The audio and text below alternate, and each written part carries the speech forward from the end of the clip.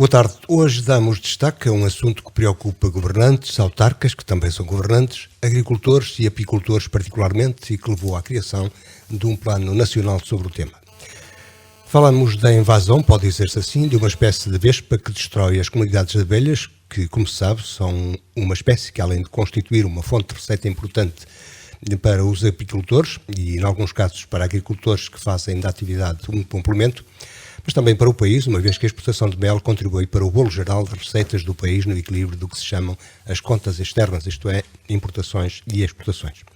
Existem razões objetivas para essa preocupação, é que a destruição das comunidades de abelhas, que, como se sabe, tem na colmeia a sua forma de organização, constitui também um fator de desequilíbrio ambiental, uma vez que as abelhas, como também se sabe, têm um importante papel no equilíbrio do ambiente do planeta, uma vez que são uma espécie de grande contributo para a polinização e, portanto, para o desenvolvimento de muitas espécies vegetais essenciais à vida na Terra. A frase atribuída a Albert Einstein, 4 anos depois de se extinguirem as abelhas, extingue-se a humanidade, expressa-o bem. Evidentemente que a esta afirmação do cientista que descobriu a fusão do átomo de hidrogênio faltavam ainda alguns dos conhecimentos atuais. Mas como não podia deixar de ser, releva a importância deste inseto na sustentabilidade ambiental do planeta, o que leva a dar a importância devida ao estudo deste fenómeno da vespa predadora de que se fala mais nos últimos tempos, ou seja, a vespa blutina. Na semana em que, em Vieira do Minho, aconteceu uma primeira sessão de informação para os mais diretamente envolvidos, nomeadamente autoridades e produtores, pomos então em destaque a Velutina para dar a conhecer a situação e contribuir para o esclarecimento dos que nos ouvem. Convidamos e temos em estúdio Paulo Dias, perito em apicultura, que são funções também na Autoridade Nacional de Proteção Civil, e António Afonso Arroso, vereador da Câmara Municipal e nas horas vagas também apicultor. Boa tarde a ambos, obrigado por ter vindo. Falemos primeiro do mundo das abelhas. Engenheiro Paulo. As abelhas são, como se diz, essenciais, são essenciais no processo de crescimento e de desenvolvimento de muitos vegetais. Muitas espécies vegetais. São fundamentais ao mundo vegetal e ao mundo agrícola. Grande parte dos produtos agrícolas, se não fosse a ação polinizadora das abelhas, que como inseto polinizador é dos principais, as produções agrícolas a nível mundial teriam um decréscimo enorme e, portanto, a falta a carência de alimentos... Tinha razão então Einstein quando disse, embora com demasiado excesso, mas 4 anos depois de se extinguirem as abelhas, extingue-se a humanidade. E há razões para haver preocupação? Haveria razões e a abelha tem tido muitos inimigos, mas também... Os insetos têm grandes capacidades de resistência e de adaptação e de criação de defesas e são muitas as enfermidades das abelhas, mas elas próprias e os apicultores conseguem suportá-las e aguentar a espécie. Elas são também uma sociedade muito organizada. São uma sociedade muito organizada que apaixonou desde sempre os apicultores em geral e no reino animal a abelha é o mesmo no conjunto dos animais, mamíferos, aves e outras espécies, a abelha é quem tem mais livros escritos. É a abelha porque apaixona e entusiasma desde sempre as pessoas. O segredo da abelha, a forma como elas vivem, é uma coisa muito própria dos apicultores que a transmitem uns aos outros, mas que os leva a viver intensamente a atividade apícola. Como ia dizer, elas têm, além das suas doenças, têm também os seus inimigos. Tem muitos inimigos, o principal deles talvez seja o homem, pelo mau uso que faz delas, pelo uso de pesticidas, de produtos químicos, pelo incendiarismo que faz aos montes e às serras, queimando as plantas que dariam origem ao néctar e de que elas fazem o mel, mas para além do homem em si, causador dessas grandes adversidades e problemas para as colónias das abelhas, tem outros inimigos naturais que, desde o urso, que é o animal de grande porte que se alimenta de mel e come as abelhas e as larvas das colmeias. As larvas é uma das fases do desenvolvimento das abelhas. E na nossa região, aqui há cerca de 600 anos, havia ursos e hoje ainda há construções em pedra com mais de 4 metros de altura, que são as silhas ou colmeais, que impediam a penetração do urso dentro desses colmeais. Há vários no nosso concelho. Eu pessoalmente tenho 2. Tenho um lá em cima. E o mel deve ser um dos alimentos mais ancestrais. Sim, o açúcar dos nossos antepassados era sem dúvida o mel. E são-lhe atribuídas até algumas propriedades para a saúde, para o benefício da saúde. E que continuam constantemente a ser o mel tem poderes cicatrizantes. Qualquer ferida, uma compressa com mel é talvez melhor do que qualquer produto que se utilize em termos farmacêuticos. É usada quer a nível da medicina humana, quer a nível da medicina veterinária. Compressas de mel têm um poder enorme de cicatrização. Mas para além estávamos a falar nos inimigos, nas doenças. Há outras pequenas doenças que não vale a pena aqui estar a referir os seus nomes, em que os apicultores aprenderam no tempo a usar produtos e têm conseguido. Há uma doença muito conhecida pelos apicultores, que é a varroa.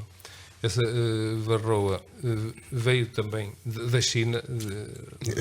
É sobretudo no Oriente. No Oriente, no caso da vespa velutina, veio da China, chegou à França em 2004. Portanto, há cerca de 10 anos que foi descoberta em Bordeaux, veio num navio de carga. Há quem diga com vegetais, e são também vegetais, ou com aquelas miniaturas de plantas, os bonsai. Sim, poderia ser um ninho que chegou, poderia ser a rainha, porque elas têm um comportamento diferente um pouco das abelhas. As abelhas, a colónia toda sobrevive durante o inverno, numa semi-hibernação.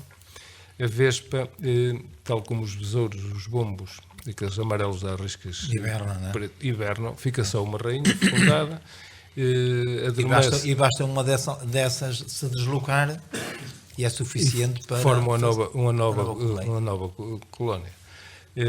Na vespa de velutina, nesta fase do ano, cada colónia terá cerca de 150 novas abelhas fundadoras, ou rainhas, entre aspas, podemos chamar rainhas.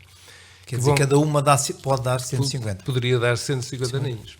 O que quer dizer que não serão propriamente das 150, porque hibernam numa camada de musgo. E podem morrer e podem ser comidas por um rato, morrer com condições atmosféricas adversas e, portanto, não sobreviverem. Mas, em princípio... Mas, de qualquer maneira, é uma multiplicação muito grande, não é? Muito grande. Daí que nos traz, e esta semana tivemos uma reunião na Câmara Municipal, promovida pela Câmara Municipal, em que juntou... aquilo que falamos inicialmente. Aquilo que falamos. Essas entidades todas que se organizaram e acharam que o assunto que não era próprio de uma entidade ou de uma personalidade particular, de um apicultor em particular, mas que afetava toda a gente e que era necessária uma mobilização coletiva e coordenada. E é nesse aspecto que nos aparece um plano nacional que avança agora em que dá às câmaras municipais a coordenação. Mas falamos neste mais adiante. Há em Portugal, os números que eu li, 18 mil apicultores. Para ser considerado um apicultor profissional, segundo os dados que eu li, é preciso ter 150 colmeias. 150 colmeias. Os outros são considerados como, enfim, secundários. Tem-se transformado, aliás, como outras atividades. Há 12 anos, no Entre Douro e Minho, havia 29 apicultores profissionais. Aqueles que tinham mais de 150 colmeias. Aqui no Conselho éramos 2 ou 3 que estávamos... Apesar das tentativas que fez de formar aí apicultores. Sim, os apicultores é uma questão de paixão. Também a formação iniciam-se e depois muitos até entram em grande atividade, como o nosso querido amigo Dr. Afonso. Eu ainda tive umas colmeias, mas era pouquinhas, não é? Mas era um bom apicultor, percebia bem a técnica da apicultura, procedia aos trabalhos de maneio das colmeias corretamente. Entretanto, a vida todos oscilamos em termos de paixões, alguns mantêm-nas mais tempo, outros vão evoluindo. Mas além da questão, que pode ser económica também apaixonada pelos apicultores que a gente da economia. Também é relaxante. Eu daria como exemplo aquilo que se passa no nosso concelho. E, portanto, dizia que no Entre Douro e Minho havia esse número muito reduzido de apicultores chamados profissionais, que tinham mais de 150 colmeias, mas hoje já não é assim. Muitos jovens se viraram para a apicultura e aparecem projetos com 300, 400, 500 colmeias, e posso dizer que só numa semana aqui pessoas de Vira do Minho foram ter a minha casa a pedir opinião, jovens, para se envolver num projeto em apicultura de alta escala e queriam saber a minha opinião. Eu o máximo que consegui ter, em paralelo com a atividade profissional que tinha, mas prescindindo dos sábados e domingos e dos jogos de futebol e dos passeios com a família. Como eu dizia, também é uma atividade relaxante. Também é, mas é desgastante e Dá cansativo. muito trabalho. O máximo que eu consegui ter foi 300 colmeias, mas quando me aparecia um jovem ou uma jovem frágil, sem experiência em termos de mexer com as colmeias e sem experiência familiar também nesse aspecto, e portanto não contando com a ajuda das pessoas, eu confesso que não encorajei muito essa situação de se tornarem profissionais da apicultura, porque sabia que poderia... Sim, segundo eles dizem, são as 300 colmeias que são sustentam economicamente. Exatamente, economicamente é viável. Não é? E não haja dúvida que é muito trabalho, 300 colmeias. Mas, de qualquer maneira, tem ideia do rendimento que podem dar? Quer dizer, quem faz os estudos económicos a nível de projetos entende que 300 colmeias é um número mais baixo que as pessoas têm, que o apicultor tem que ter para que seja rentável. Permite conseguir o ordenado mínimo, por exemplo, nessa altura. Claro, depois em função muito da produção e penso eu, como qualquer atividade, a gente sabe que em qualquer atividade também depende do empenho de quem ela exerce. Poderão dar entre 15 a 20 quilos de mel por ano, e portanto é uma questão de multiplicar, não é? Exatamente. De multiplicar e ver depois os custos, subtrair os custos da exploração. É claro que houve aqui, claro que isto também depende muito da época em que as pessoas se dedicam, mas eu lembro-me, quando estava ali o engenheiro Paulo a falar que eu ia tirar lá o curso, no ano seguinte, ou passado 2 anos, foi assim uma coisa muito breve, foi um ano excepcional, quer dizer, a gente chegava ali a mais ou menos a maio e já nem havia alças, era preciso tirar o mel, portanto foi, claro que uma situação dessas é totalmente diferente, mas acontece de 10 em 10 anos, de 15 em 15 anos, situações em que a produção de mel é muito excepcional, mas já rondará mais ou menos. Mas eu tinha interesse em focalizar a importância da atividade em termos de concelho. Há cerca de 12 anos, nessa altura, que eu tinha acesso direto aos registros dos apicultores do concelho e, portanto, haveria cerca de 100 pessoas no concelho que eram apicultores, que tinham poucas ou muitas colmeias, e que num total de cerca de 2.000 colmeias. E eu calculava que a produção de mel do Conselho seria cerca de 40 toneladas. Isso é muito A mel. expressão que o José Luís fez olhar quando falamos nas 40 toneladas é que o mel depois é bom e desaparece sem se saber o rastro dele. Quando eu só num ano colhi 6 toneladas de mel, das 40 só faltavam 34, que estariam com certeza na casa dos outros apicultores. Exatamente. Portanto, a média é fácil de ver. Eu penso que hoje que se mantém o efetivo apícola de há 12 anos, andará, porque há alguns que desistiram, que diminuíram as colmeias, mas há outros que aumentaram para números maiores.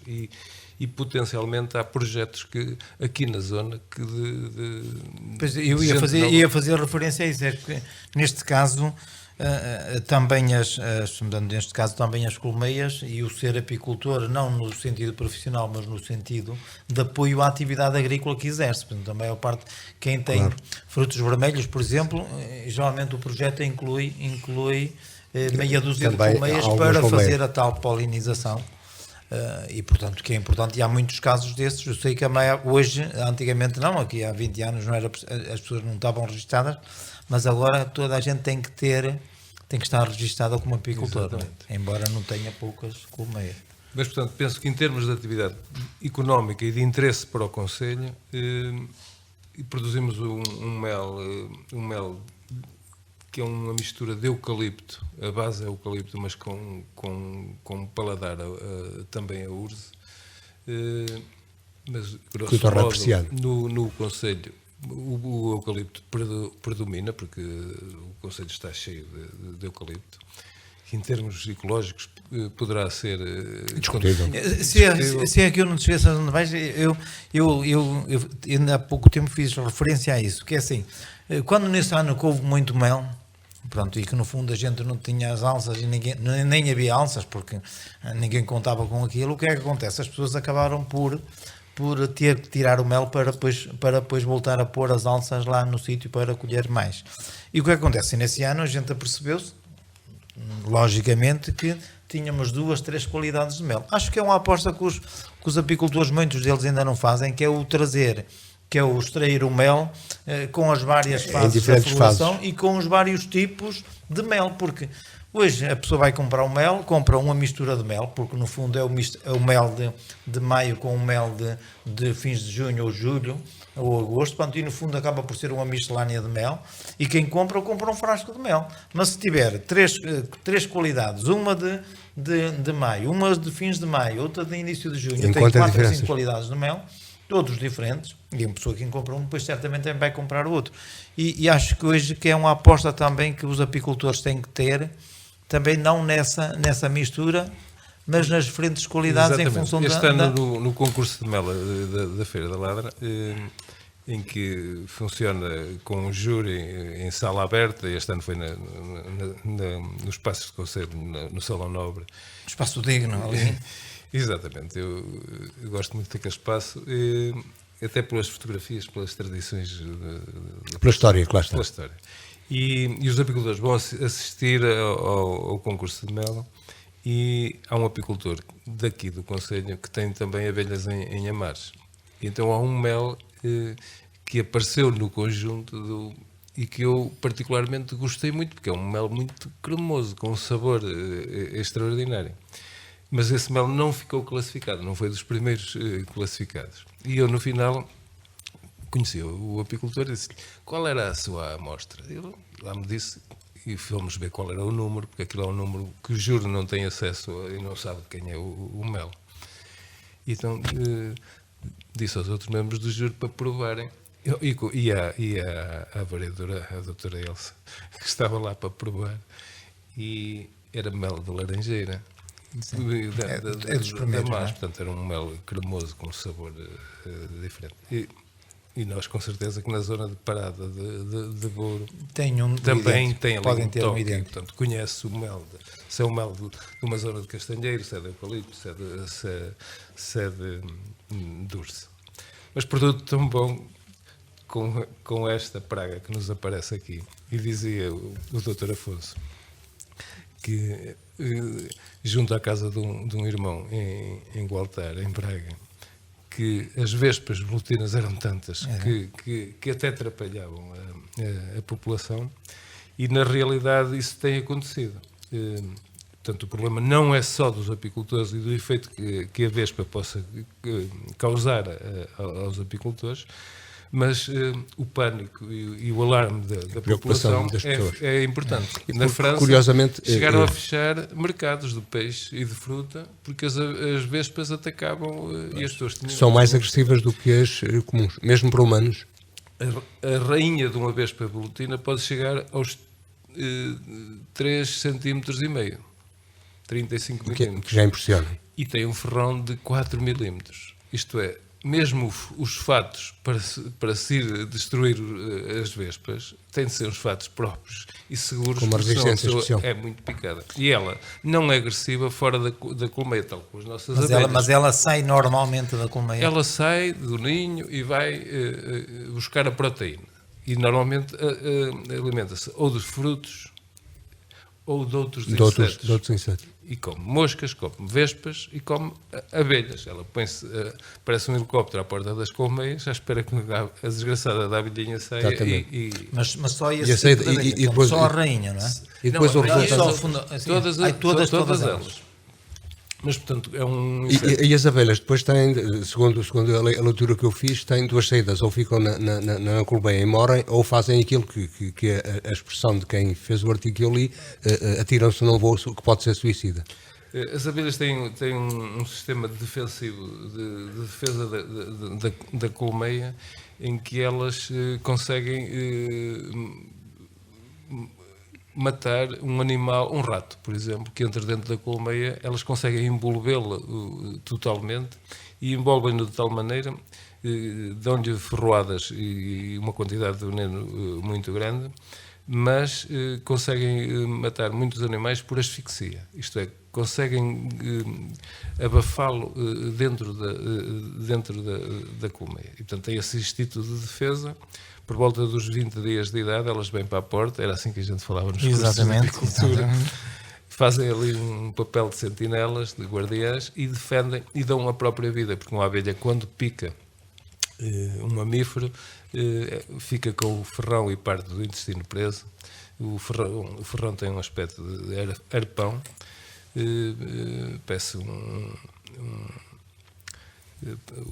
como um anzol. Como um anzol de pesca. E rebenta. E fica presa e ela perde a vida, morre. E, portanto, dá a vida em defesa daquela comunidade. E segundo eu li também, quase se matam as abelhas asiáticas, chegam quase a matar-se. Isto é, a vespa a abelha asiática, para se proteger da vespa, quando ela lhe invade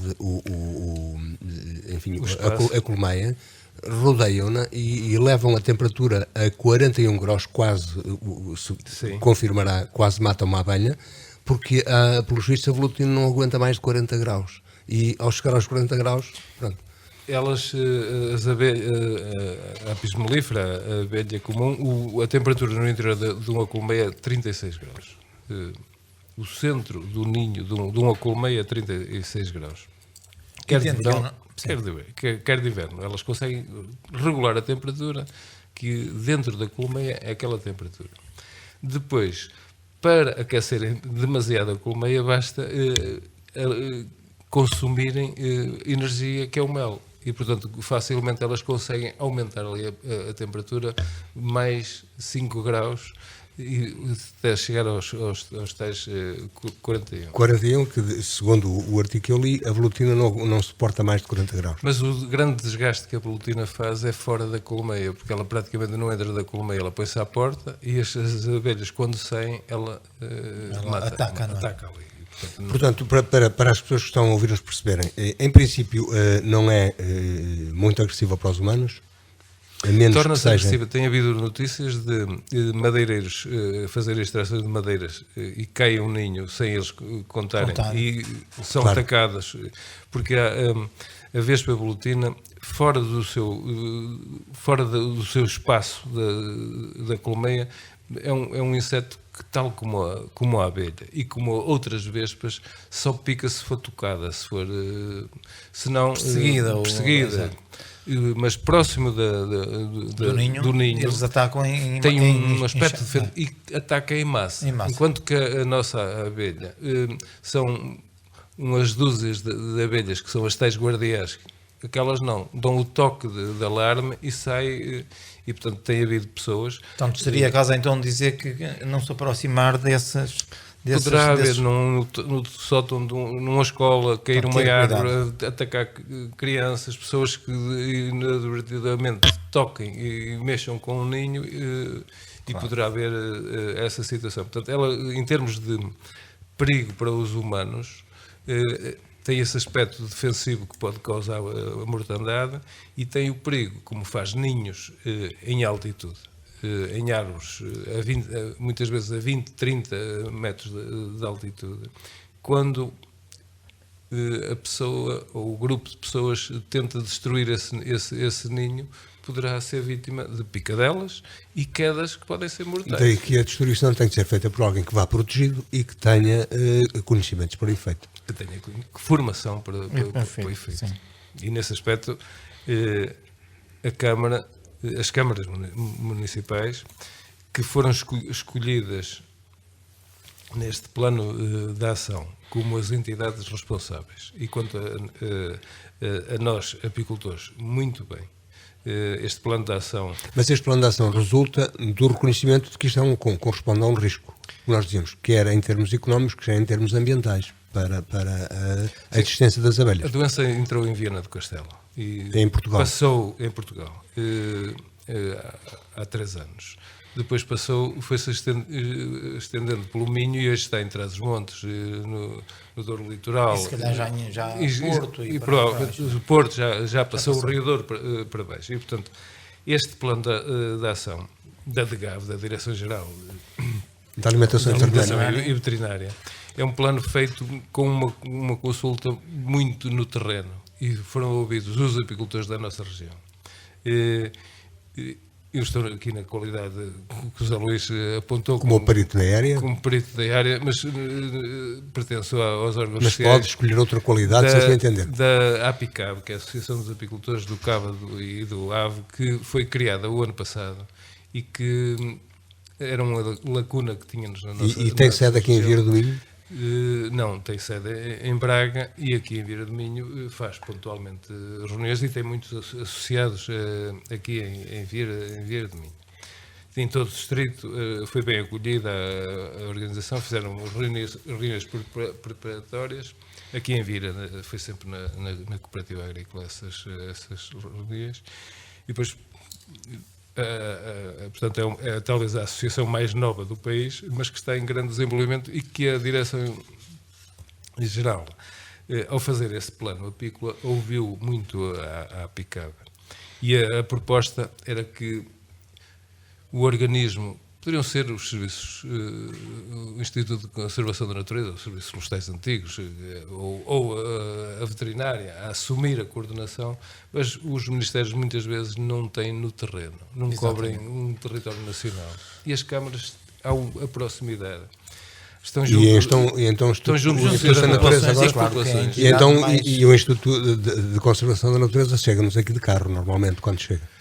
Não tem aqui alguém permanentemente... As câmaras municipais e com as juntas de freguesia que estão em permanente contacto, é a entidade mais próxima das populações. E o importante é que as populações, ao verem descobrirem esses ninhos de vespas, os comuniquem de uma forma organizada, e sem ser de uma forma ad hoc, que por muitas vezes... Sim, que há esse perigo das pessoas tentarem eliminar assumirem elas. E depois, no fundo, acabam por produzir, multiplicar um maior número, porque se não for feito com cuidado, ou como deve ser feito, não é? Naturalmente. ninho mal destruído pode ser a origem de vários outros ninhos. Como disse há bocado, uma só Uma só colmeia pode dar origem a 150. pode dar a 150, não é? Eu, há 30 anos, estive em França a fazer um estágio na multiplicação dos bombos e o processo biológico e a forma de vida Os bombos são aqueles bombos terrestres, são aqueles pretos e amarelos, sim, assim, sim. gordinhos. Gordinhos, bonitos, peludinhos, não é? São peludinhos. esses. Fazem um ninho no chão a cerca de 1 metro de profundidade. Esta vespa não faz. Ninho mais em altura. Em alto. É um ninho que, ao E contrário, não rejeita espaços urbanos, como se tem da visto. vespa crabro, que é esta vespa grande que nós... O que a gente chamava o besouro das peras, não é? Ou os 7 matam um cavalo. Os 7 matam um cavalo, é esse. Todos os anos tem aparecido dessa vespa, da cravo, que é própria é de cá, não é? mas que em muitos casos afeta pessoas. E eu, todos os anos, pessoas amigas me pediram e fui destruindo alguns ninhos dessa vespa. Mas essa cravo produz algum mel. Os ninhos têm uma forma de pirâmide e são ocos na parte inferior. E ela transporta muito alimento para dentro desses ninhos e está sempre a cair tipo umidade. Isto é, alimenta-se muito de pera ou de frutas e os líquidos estão sempre a cair. Esta velutina não, faz um ninho em que só tem uma entrada e essa entrada é lateral. E uma das formas de identificar é essa.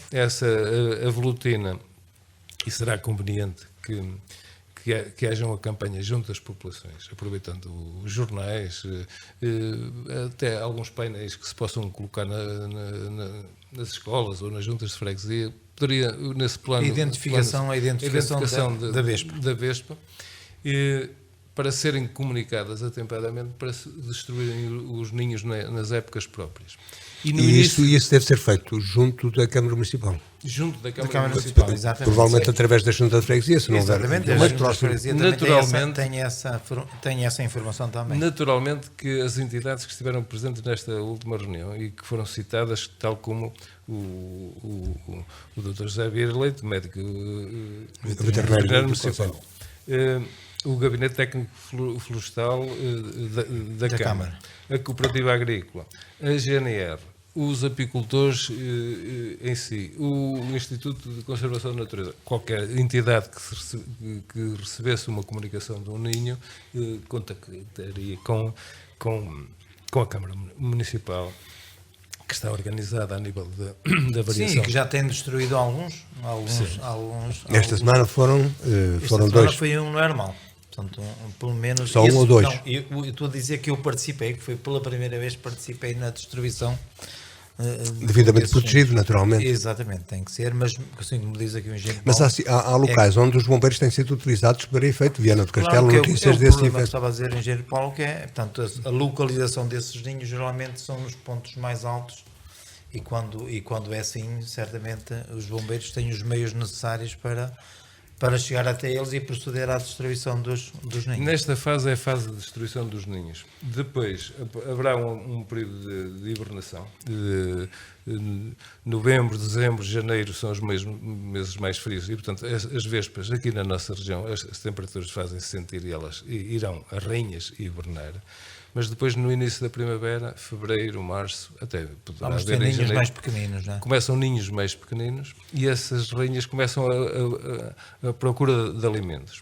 E nessa fase é importante que os apicultores, e não só, as pessoas em geral, que façam armadilhas e fazem armadilhas para captar essas vespas. Os apicultores usam as garrafas de água de 1,5 litro, cortam-lhe a parte superior, invertem a parte da rolha em tipo cone, depois põem-lhe um tubo na horizontal e as vespas entram, e depois põem um isco lá dentro, e esse isco é uma mistura de groselha com cerveja e com sumo de pera. e atrai muito, Fixas mas há aí? produtos comerciais que se compram, mas artesanalmente funciona. E a primeira Vespa Velutina que encontrei no Conselho foi um apicultor amigo, o conhecido José Francisco, que foi à minha casa mostrar uma Vespa, a perguntar se era, e confirmamos que era.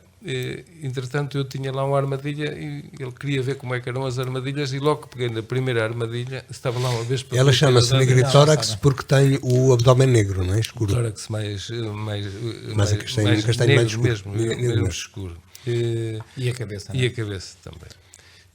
Mas são fáceis Mas eu acho que isso que é um papel, e estava há bocadinho a dizer antes de entrar aqui no ar, que era exatamente isso. Acho que o essencial disso é a formação das pessoas, porque... E está previsto, ao município certamente cabe a a coordenação destas ações. Vai ter que ter em atenção isso, porque sabemos que a Vespa Velutina, além de afetar, porque é verdade, além de afetar economicamente este setor da atividade que é a agricultura, e na qual se inclui também a apicultura, claro que também afeta o nosso sistema ecológico, e nós, como dissemos, portanto, pode levar ou pode dizimar parte destas espécies que são autóctones e, portanto, estão quase na nossa abelha, etc, etc. E, portanto, a Câmara tem esse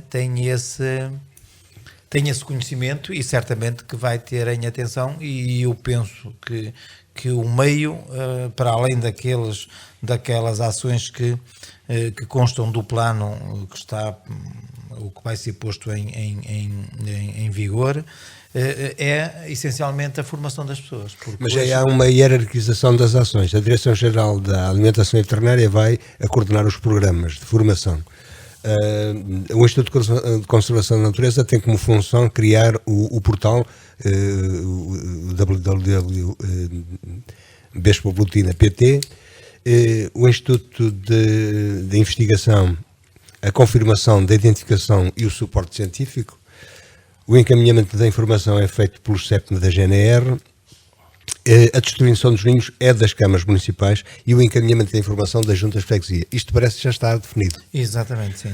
E hoje já há, digamos aqui no Conselho, já esta linha hierárquica de trabalho e de ação já está em implementação.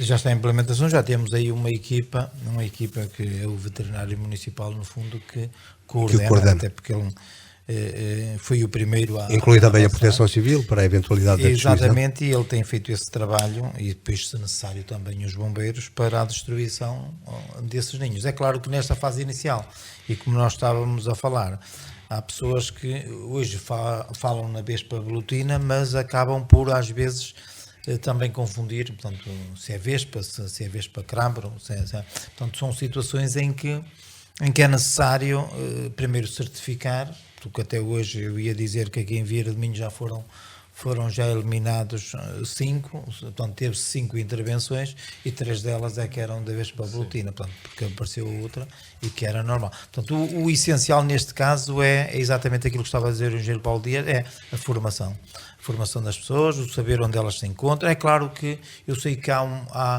um nicho de pessoas que são os mais interessados, que são os apicultores, porque efetivamente são eles os que vão ser afetados economicamente, mas isto acho que é uma luta que toda a gente tem que estar envolvida, e que as pessoas têm que também demonstrar algum interesse na identificação destes animais. Deixe-me chamar a atenção sobre a distribuição dos ninhos, que as associações de apicultores e a Autoridade Nacional de Proteção Civil, portanto serão os bombeiros no caso concreto, têm de ter autorização do município para fazer a distribuição. Sim, já os proprietários e os apicultores, supondo-se que estarão capazes de fazer... Sim. Mas certamente vamos chegar a uma fase deste plano em que as pessoas já conseguem identificar, porque senão corremos o risco de andar a identificar portanto, insetos, neste caso, e que não são, não é? Portanto, acho que nesta fase é a precaução. Portanto, no fundo, é a Associação dos Apicultores e portanto, as câmaras municipais e a Proteção Civil que estão, no fundo, as pessoas mais vocacionadas para fazer esta distribuição, com a certeza de que são que é exatamente a Vespa Paulo, o que se Lutina. pede Da parte dos apicultores e do Conselho, e normalmente temos tido as reuniões e temos falado, nas equipas que forem destruir os ninhos, desde que seja avisado com alguma antecedência, nós comprometemos a ter sempre lá uma ou duas pessoas, apicultores devidamente equipados e com experiência de lidar com insetos que picam, até para apoiar as pessoas que vão fazer esse combate. Aquilo que tem sido feito, tem sido o veterinário municipal, o Dr. José Vieira Leite, e o Tiago Dias, que é apicultor e que trabalha com o Dr. José, mas isto no futuro poderá ser depois muito repetitivo, porque poderá haver muitos casos e não poderá tocar sempre aos mesmos. Portanto, deve haver formação, e penso que é a Câmara Municipal que devia dar formação a um grupo de bombeiros, a um grupo de equipas de sapadores florestais com quem tivesse protocolo, e de forma a haver um ou dois equipamentos de proteção e e destruição. Os maçaricos, aparecem vários modelos, aparecem alguns aventureiros a fazer. O maçarico tem de ter uma chama bem potente, tem de ser bem manuseado para não provocar incêndios. Não provocar incêndios. E as entidades têm de lá estar. Imaginemos que é descoberto numa mata do perímetro florestal, no Torio, um ninho de vespa volutina. Não podemos chegar a fogo, tem de haver todos os cuidados. Este verão foi chuvoso e muitas zonas daqui do nosso distrito foi fácil queimar os ninhos, mas nem todos os verões são assim. O ano mais seco terá de haver muito cuidado da forma como fazer, e portanto terá de ser uma coisa organizada e em condições. Portanto, isto, e para tentar concluir, a ideia geral que pode ficar desta conversa vem naturalmente de percebermos e de ser apaixonante falar das abelhas, mas naquilo que é prático é que nesta situação que é crítica, ou que poderá ser crítica, de invasão de uma espécie predadora, a atitude das pessoas em geral, de qualquer um de nós, será de chamar a atenção das entidades. No caso das freguesias, na Junta de Freguesia, o mais próximo possível da Câmara Municipal. Exatamente. E o telefone e o contacto da Câmara Municipal é conhecido de todos. Exatamente. Portanto, isso é importante porque só assim é que conseguimos combater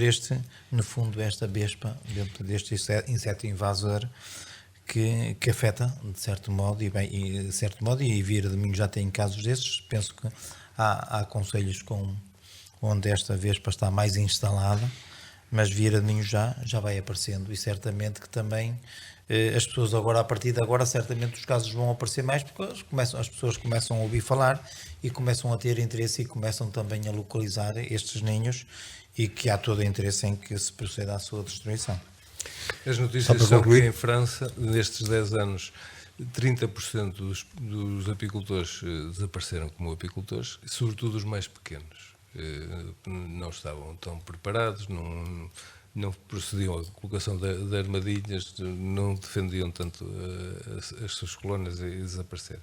E esse risco acontece também aqui para nós, mas acontece para as pessoas em si, porque mesmo que não haja apicultores, há vespa aí que vai aborrecer. E que, como nós dissemos, tem enfim, dois efeitos. Pode atacar os humanos se a ação for mal desenvolvida pelas pessoas, tem prejuízos para todos, particularmente para os apicultores, mas um pouco para todos nós, porque todos nós gostamos um pouco de mel. Agradeço ao engenheiro Paulo Dias, também ao Dr. Afonso Barroso, a presença aqui. Hoje falamos da velutina, com a preocupação de dar a conhecer aquilo que é hoje um dos assuntos das notícias diárias. Onde quer que nos tenha ouvido, continue com um bom fim de semana. 2 a 8 dias vamos continuar a falar daqui. Boa tarde.